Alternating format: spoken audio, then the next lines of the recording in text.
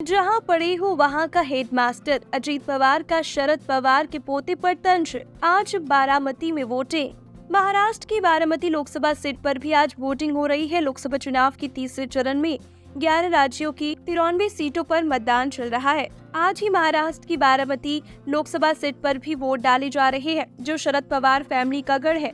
इस सीट पर जंग इस बार रोचक है, क्योंकि परिवार में ही दो फाड़ है। एक तरफ अजीत पवार भाजपा के साथ जाकर राज्य के डिप्टी सीएम है, वहीं पार्टी के ही दूसरे धड़े के नेता अब भी शरद पवार ही है। इसी के चलते परिवार में ही आपसी हमले चल रहे हैं। वोटिंग से ठीक पहले अजीत पवार और शरद पवार के पोते रोहित पवार के बीच भी जुबानी जंग छिड़ती दिखी। रोहित पवार ने अपने चाचा अजीत पवार पर 70,000 करोड़ रुपए की सिंचाई घोटाले का आरोप लगाया। इस पर अजीत पवार ने जवाब देते हुए कहा कि मैं उस स्कूल का हेडमास्टर रहा हूं जहां आपने पढ़ाई की है।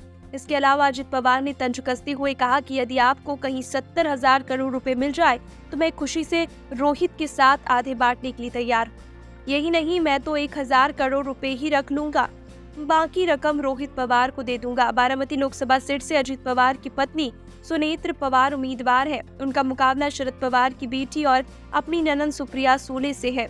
मंगलवार को तीसरे चरण की वोटिंग के दौरान बारामती में भी मतदान चल रहा है। वही अजीत पवार अपनी पत्नी सुनेत्र और मां के साथ गुने के काटेवाड़ी में वोट डालने निकले।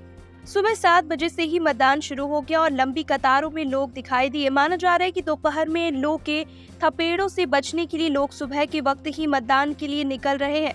इसके अलावा बड़ी संख्या में लोग शाम को भी वोटिंग के लिए निकल रहे हैं।